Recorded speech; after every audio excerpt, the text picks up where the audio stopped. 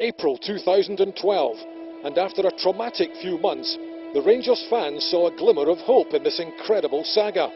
However, they were brought crashing back down to earth as the SFA heavily fined the club and imposed a 12-month signing embargo.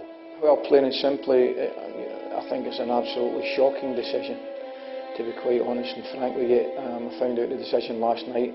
I was shocked and absolutely appalled. This decision could kill our football club. Simple as that. But in terms of our supporters, again, they've received another kicking. And we just feel it's time to start fighting back. We are suffering for the actions of an individual. The playing staff, the supporters, the workforce within this great football club are suffering because of the actions of an individual. We are being punished, no other reason for it. And the manager was not alone with his anger, as the loyal Rangers support, galvanised by a sense of injustice, marched on Hampden.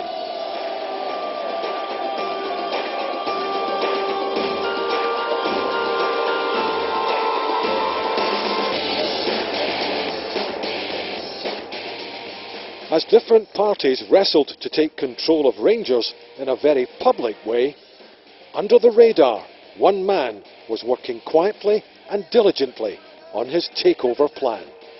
We had a number of meetings, Imran and I, and we started then to think that this was something credible that we could succeed on. There's many hurdles, and we started to pull two teams together, one an investment team. What we then did on the other side was put an advisory team together where we got lawyers in, accountants in, Deloitte's, where we started then looking at this huge information database that Duff and Phelps had put together online. And we started to build from that a clear picture of what could come out the other end, and we worked quietly away in the background.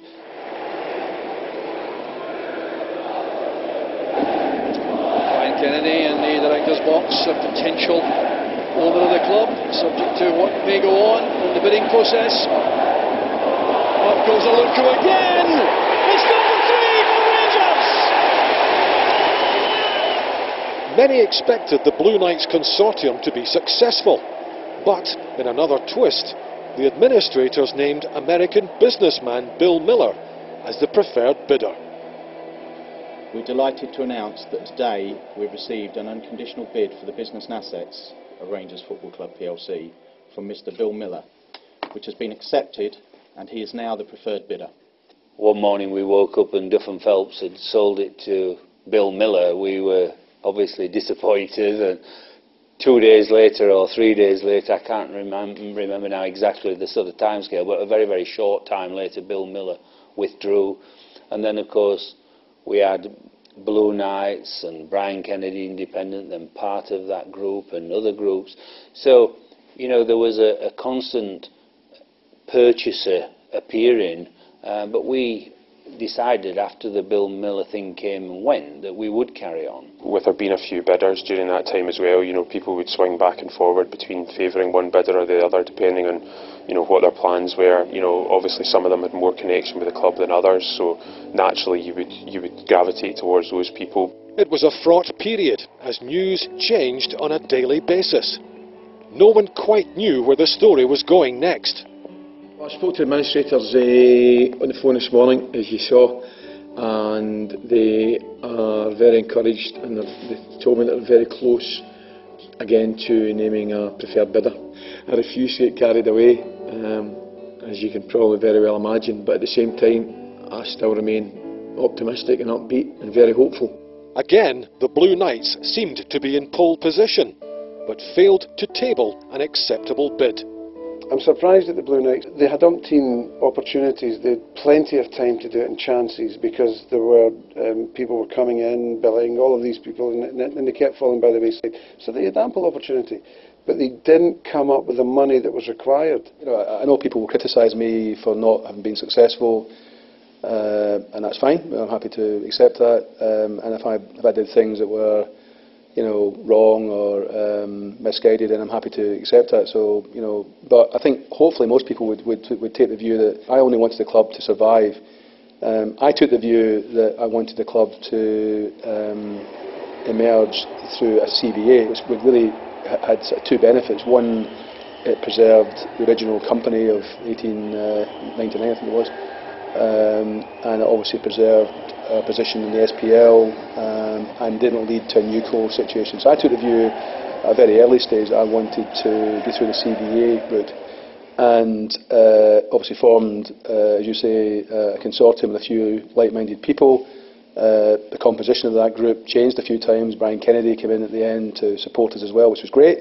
I took an early decision, which I needed to get both the main creditors on board to make the CVA work, because you probably know you need 75% of the creditors to vote for the thing. And obviously the main creditor was Ticketus, and the other one was HMRC. So HMRC, I'll come back to in a second, but Ticketus, I very quickly got alongside and tried to get them on board, because obviously if they supported the CVA, there was a fair chance it would be approved.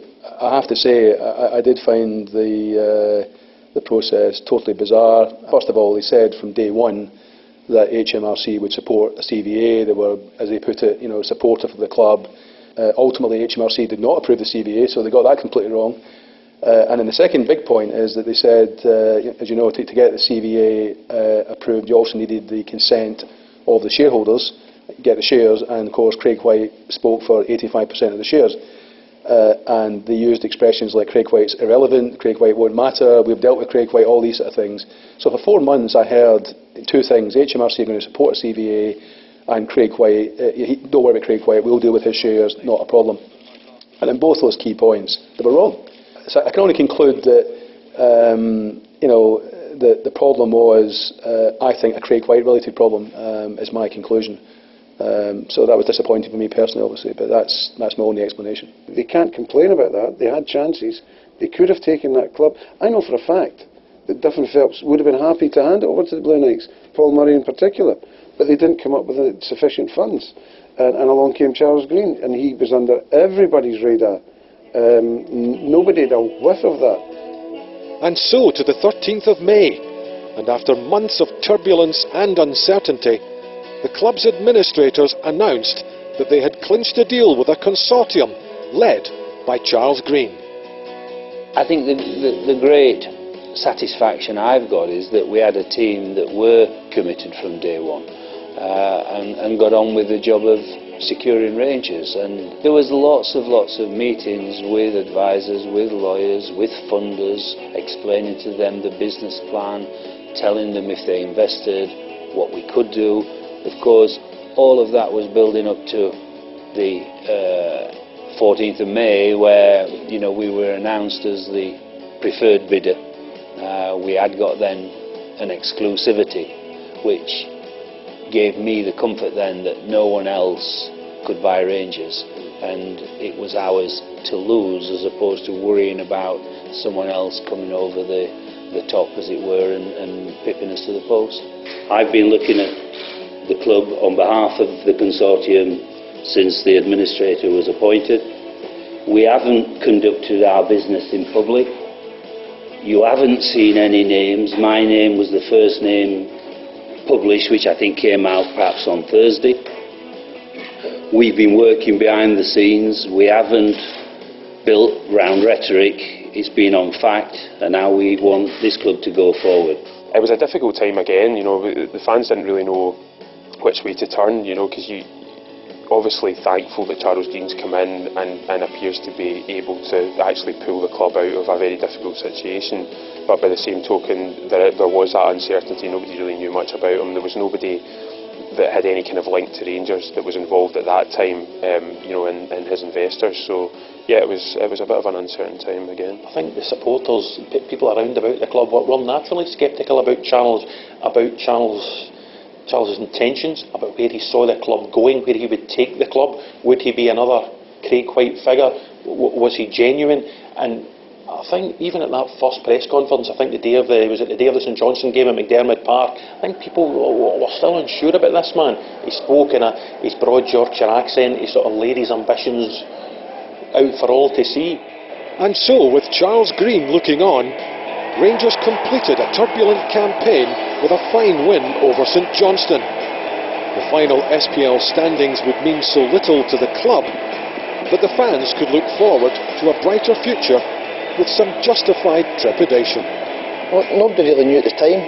The first time we met him, I think it got announced the night before the St Johnstone game away, for home last game of the season. Then he came in for 5 minutes after the St Johnstone game, and he spoke brilliant. The boys were, it was just a sigh of relief that we'd got there in the end. He came in and said that there's going to be a big turnaround, the club's going to start going the up. Everything that we needed to hear and wanted to hear. I was one of the first to go up and say hello to Charles and say welcome to Scotland. This is Perth, this is where I live, this is my hometown, this is St Johnstone. And straight away, your first impressions always count.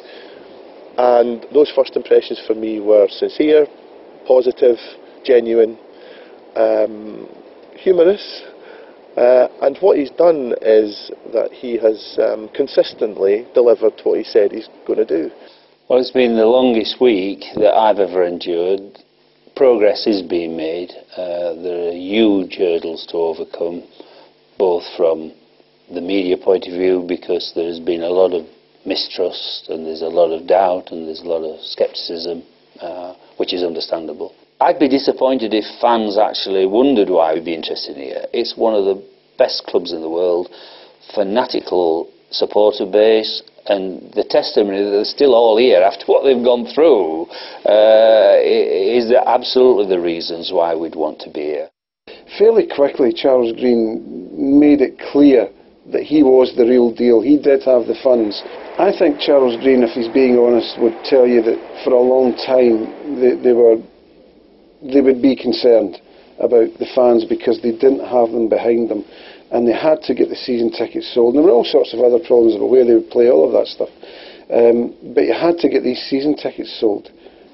As May and June and July unfolded, and information was then being released more and more into the market, and of course that's when the fans started to embrace Charles Green and his regime more and more, because the worry and the scepticism of who this guy was, and because of what had happened previously, was obviously a concern to them. But as we started to unfold in June and July and August, and people started to recognise, I knew then that what I'd promised in May would definitely happen. The key day for Charles was the day Ali McCoist gave him the vote of confidence and said to the supporters, listen, I've spoken to Charles, I believe that he is the man to take the club forward.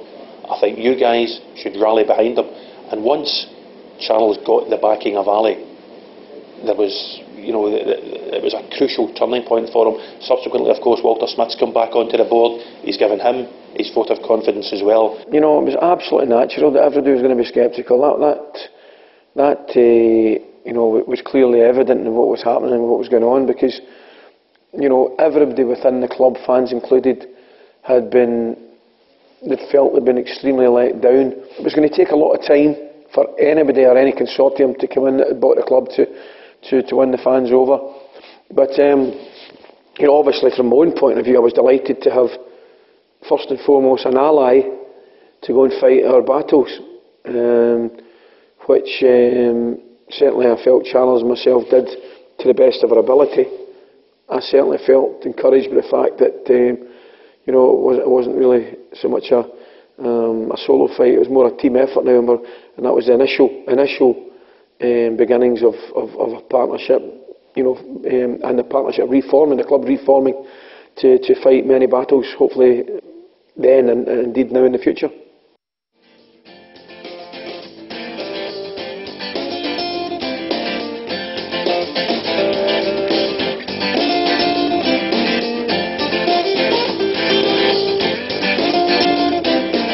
As the football authorities procrastinated over Rangers' future under Charles Green, the fans continued to rally for the cause.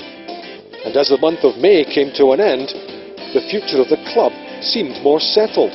The SFA's transfer embargo was ruled unlawful by the Court of Session, and Charles Green's CVA was proposed to the club's creditors. It's a huge milestone for the club, and particularly for my investor group. We said consistently the CVA was the preferred route.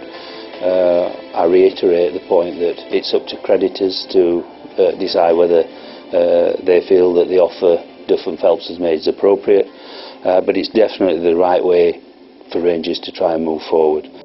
Within days, the bombshell dropped that the CVA was rejected at the hands of HMRC, forcing the club into liquidation. The position that HMRC have taken throughout is that until the final proposal was put to them, they wouldn't confirm for sure whether they were going to vote in favour or against.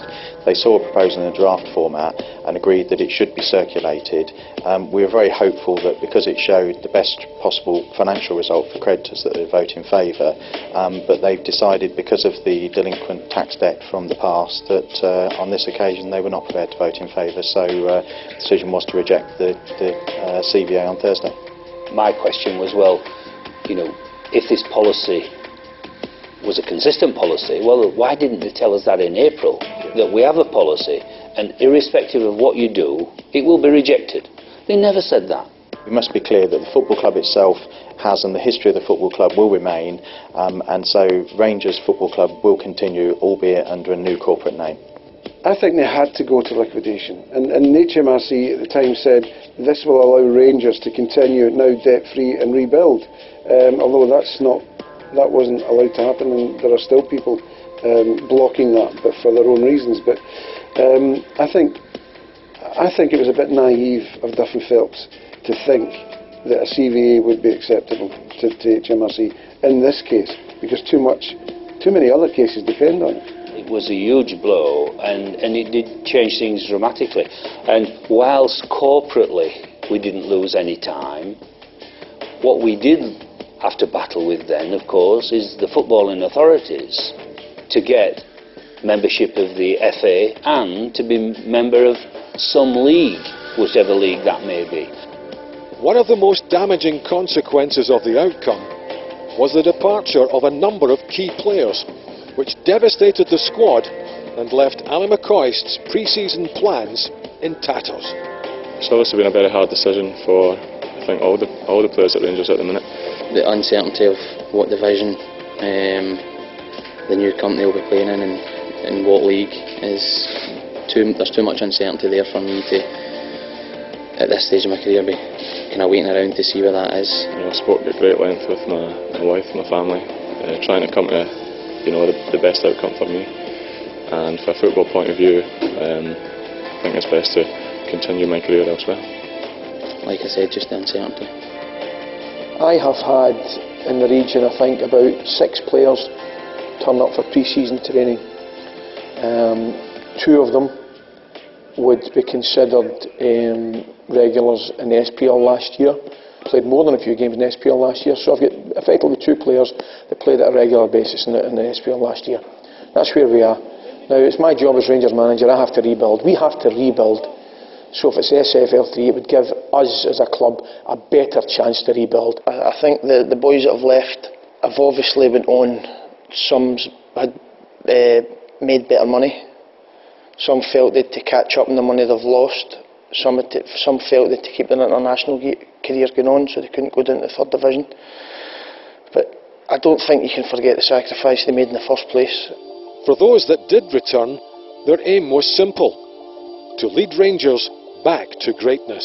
It's probably a rebuilding process, and I'm obviously saying that I'm going to be happy to be part of this, as are the guys through there, and I think that's going to be the most important thing. It's just about rolling the sleeves up and soldiering on. I think that's exactly what we need to do. I've been here since I was 11, 12 years old. Rangers has been pretty much my whole footballing career. They've been great to me, and I think I sort of owe them a bit of.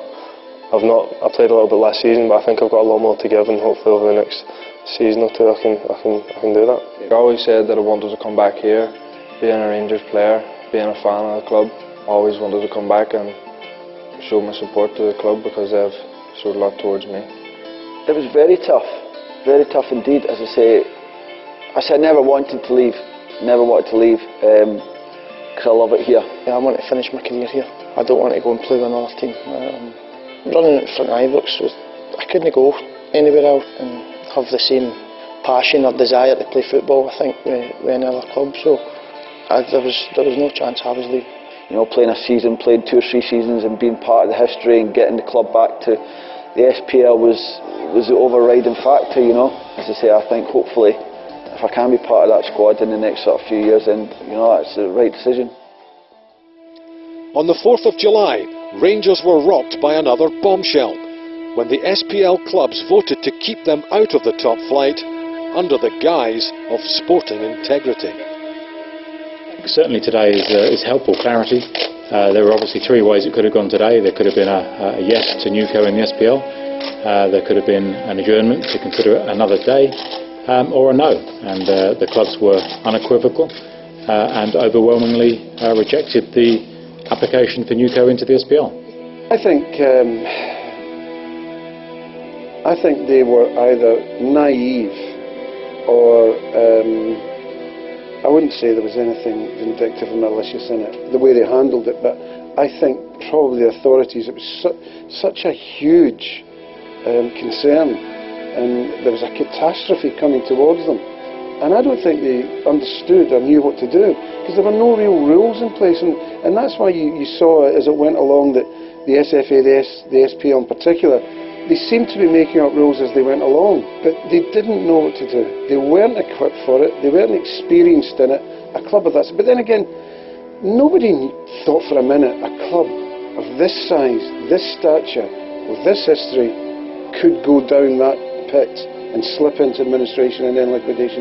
But the authorities had no idea how to deal with it. The indecision of the clubs and the authorities, SPL clubs, meant that valuable weeks were going by without the decisions being made. And again, all of that in my mind, you know, was a big shadow over Scottish football. Have you led Rangers up have you led them up the garden path wrongly, given them false hope? No, I don't think so. I mean, clearly there have been discussions that have taken place between the Newco and various member clubs over the past few weeks. We aren't privy to what those conversations are because they're between clubs and a prospective club. Ultimately, you know, I can't be sure what's been discussed between Rangers, Newco and existing clubs, but ultimately what came forward today clearly didn't get yes. I couldn't see clubs with sizable debts of their own voting for a decision that effectively took pounds out of their own coffers.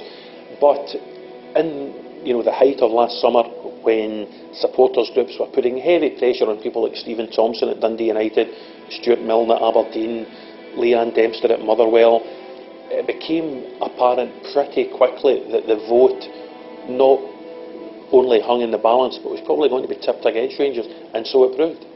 And I'm absolutely convinced 1 or 2 influential people then thought they filled this vacuum that was left with the Rangers because there was no one speaking for Rangers. Charles Green was too busy trying to hold it all together and build it, get it back in its feet. And I think that 1 or 2 people in Scottish football took full advantage, as you would do. I mean, why wouldn't you? There's a vacuum to be filled. You can make your own position stronger. Do it. And that's what happened. The SFA in particular disappointed me because, I mean, they're supposed to be an independent overarching body for Scottish football, and they should put, you know, the needs of a member club ahead of any kind of rivalry that exists or anything else. And I mean, if you contrast their actions with the FA down in England, I mean, there's no comparison at all. What you're looking for in terms of the football authorities, both the SPL and the SFA, is leadership and consistency, and I don't think we had that from either Stuart Regan or Neil Doncaster. It seems so obvious Rangers had been punished enough, but as the new season approached, they still didn't know where their future lay. We were deducted 10 points, we were fined £160,000, we had our Champions League place taken away from us for finishing second, you know, we were certainly out of Europe for another 3 years. I would have to say that's quite a lot at the moment, and I think now is perhaps the time to say, OK, we've been punished. We're now taking, some would argue, maybe the ultimate punishment let's go to SFL3, let's regroup, let's rebuild. Once the vote had gone against Rangers in terms of readmission to the SPL, I saw the only avenue for them starting again in Division 3. I think people at the club saw that as the logical place for them to start again, and it was only this sort of throw together idea that came out of people like Stuart Reagan at Hampden to somehow parachute Rangers into the First Division. I don't think it was something that Scottish football in general was comfortable with. I don't think it was something that Rangers would have been too comfortable with. The Light Blues' fate was in the hands of Scotland's provincial clubs. Any fears that Rangers would not be welcomed by the lower league teams would soon be diminished as the SFL stood firm.